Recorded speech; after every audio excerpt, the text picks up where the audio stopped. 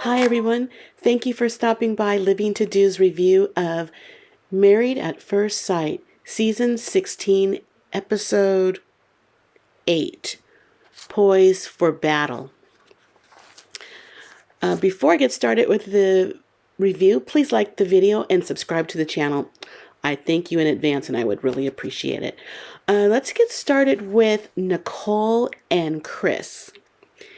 Nicole and Chris had their three dogs meet up. They seem to get along, but unfortunately, Nicole's dog, Charlie, will have to live elsewhere while they live in the shared apartment.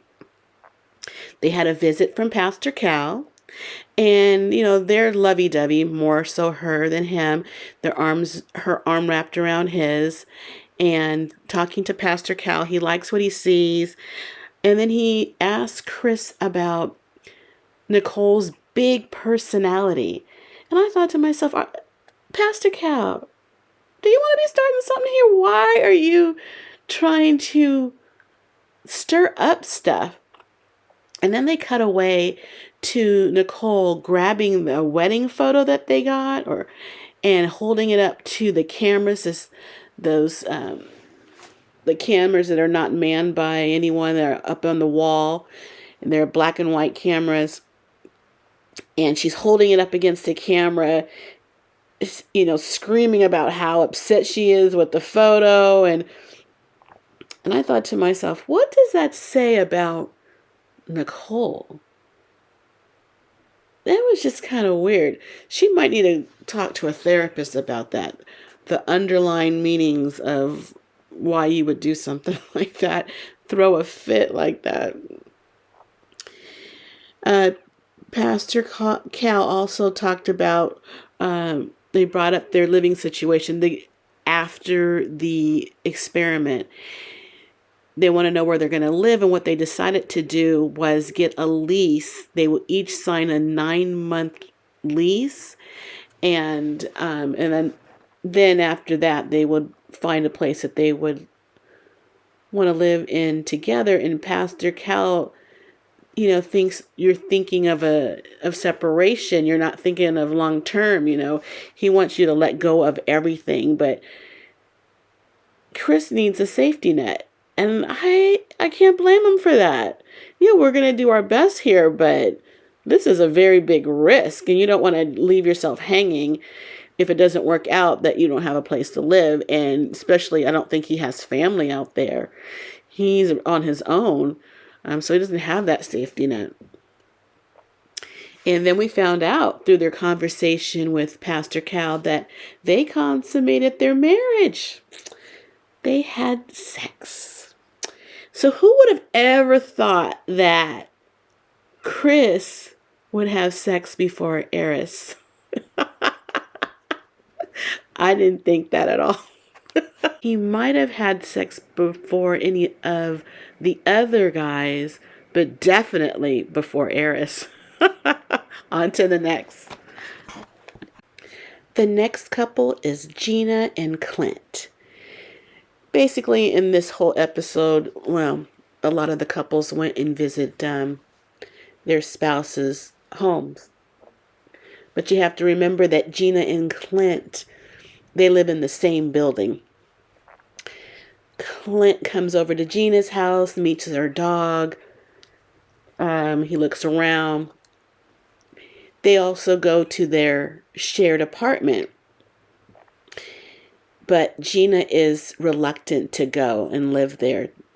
She needs some space, is what she's saying. They're not progressing well at all. Clint wants to try to make it work. He's trying to talk Gina into it, so he wants to try. Gina, she doesn't want it. Clint offers to sleep in a separate bedroom. She's just kind of reluctant. Pastor Cal comes over, and Gina says she doesn't want to move in. They discuss this with Pastor Cal. Pastor Cal thinks it's not a good idea because it's just a demise to your marriage. He thinks that they should be under one roof and try to work on their marriage. And Gina, I don't know why she doesn't outright say she doesn't want to be married anymore. When the question is posed to her, she seems like, well, she says that she wants to continue, but you can tell her heart's not in it. Gina just wants to quietly divorce is what she wants. She's not being too vocal on what the issue is. She's saying it's the comments made about her weight. All that bothered her so much that he just doesn't do it for her. I guess it was hard enough when he didn't have the features that she was looking for. So you don't look like the kind of guy I like or I want to like me. And you had some nerve to talk about me in a negative way, in a personal way, a woman's weight. So I can understand why Gina's not feeling it for Clint. And I'm just really kind of surprised that Clint is trying as hard as he is to make this relationship work. I don't, do you really want to make it work? Is it because it would be an embarrassment if it doesn't work? Or do you really like her? I like that he's putting effort into it. He just seems to be putting in more effort than I thought that he would. Very interesting. And that was it for them. On to the next couple. The next couple is Shaquille and Kirsten. They meet up at each other's house. When she met him at his house, they didn't really show it. They had a little clip of what she saw. But they actually had him at her house, where we see that she is extremely minimal. She's an extreme minimalist. There was basically nothing on the walls, nothing in the apartment really. He questioned where her friends and family pictures were, and she's like, oh, she pointed it out, and she showed it was on a keychain. Was that sad or pathetic? I'm surprised at Kirsten. First of all, she's a beautiful girl. You would thought there would be, a lot of pictures of her and her friends and family around, or, a couple of them. But to have it on the smallest frame you could find on a keychain, it looked like. Oh my goodness. That kind of shocked me. Okay, he went into her room, and she had a bed, but no nightstands. Oh my God. She had her computer on the floor. Shaq asked, well, how do you charge your phone? She says, on the bed. That is just looking highly suspicious. Not one nightstand, not one table. Anyway, Pastor Cal came over, and she told Pastor Cal that she didn't think that Shaquille felt like a stranger, that he overly communicates. And then he asked about chemistry. Pastor Cal asked if there was any chemistry, and she said no. And then Shaquille thought there was chemistry. Pastor Cal is really pushing connection with all the couples. It's almost like he's pushing them to have sex in a lot of times. And he's telling her that she needs to be clearly communicating her desires to her husband, because he can't read your mind. He told them and put it in their head, especially her head, that he sees them how they could be possibly a power couple. And I'm thinking that would just fill her head up. I see them to be like a potential first lady of a church, a reverend and a first lady type thing. They look like it and they act like it. But, there's no kiss that she has not allowed him to kiss her. And I'm thinking, how long before this kiss? How long does she think he's going to stay around in a sexless marriage? You're always talking about all the requirements that you need and you're not getting, and that you're, having to live with type attitude. But what about his requirements? The bare minimum. I'm sure he needs someone who would at least kiss them.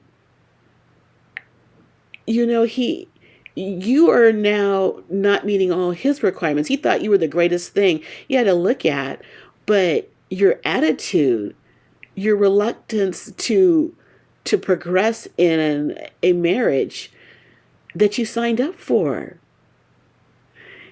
Are you playing games? Are you playing? You just got a new little girlfriend that you can pal around with, but you don't see him as a man who you would actually have a relationship with?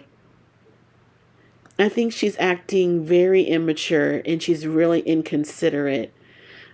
Kirsten, you're just a disappointment. That's all. On to the next. The next couple is Eris and Jasmine. The couple goes to Jasmine's house, and Jasmine lives with her parents, and that's where she has those puppies and her dogs, and she has many golden doodles is what she has. And the mother of the puppies is going to be the dog that comes and lives with them at the apartment. At the apartment, they meet up with Pastor Cal, and Eris tells Pastor Cal that he's stressed because he's not into his wife the way she's into him. And it was Jasmine says, do I want him to be attracted to me and rip off all my clothes? Yes, that's what she wants. And so they discuss with Pastor Cal likes and what they like about each other. And he likes that she works with kids, that she's a good role model, that she's close to her family. And she likes that he's honest, even if it will hurt her. She likes his honesty, his work ethic. He works out a lot. He's supposed to be an engineer of some kind. And that he makes her feel comfortable. So they're good for one another. They can be good for one another. Pastor Cal basically says, if you want this to work, it can work type thing. And I think he just needs to relax. In fact, I think whatever the problem is and what he's saying that it is are two different things. I'm interested to know, what is the real problem that you're not attracted to your wife? It cannot be a lack of a big butt. It just can't be. And that you can't get to know this good human being, an attractive human being. You've just had 7 days with her. And even if she's the most gorgeous girl in the world, there is a chance that he wouldn't be attracted to her. But there's just something in me that is telling me that he's not being totally honest. I just get a weird feeling. He says he's very comfortable touching her. That's not a problem. But I think it's not her physical. I think it's something else. I think it's something else. I wonder if that is that friend issue where we know that he had sex. This was told on the after party. The girl that he had sex with right before their marriage was a mutual friend. Is that when he started to act weird and not say, you know, come on to you in any way, or saying any inappropriate things? Does that friend know something that he thinks is going to get to her that he's apprehensive about? I just think it's something more than he's not attracted to her. I just think it's something else. Okay, on to the next. Okay, the final couple is Dominique and McKinley. This episode, McKinley goes to Dominique's house and he looks around, and he just, seems like a okay house guest, somebody that's over at your house for the first time. But Dom was a little bit upset that he wasn't as excited about her house, being in her house, looking at her things. He was just okay, rather monotone, rather just normal, just looking around. There wasn't, it wasn't a museum at fine art. It was just, okay. She wanted more excitement from him, and that is another issue that she's having. She thinks for the most part he's negative. He wasn't negative there, but he wasn't gonna, what was he gonna do? It was nothing to write home to mom about. That part I thought was a little immature. It's just, so what? You got your apartment. They had a little argument. He could tell that something was not right with her, and that she's picking on him, and in the marriage she had to get everything that she wanted, he's saying. But what about him? He's not getting everything he wanted in the marriage. Apparently he has dogs that are in Michigan, and he wants to bring them to live with them.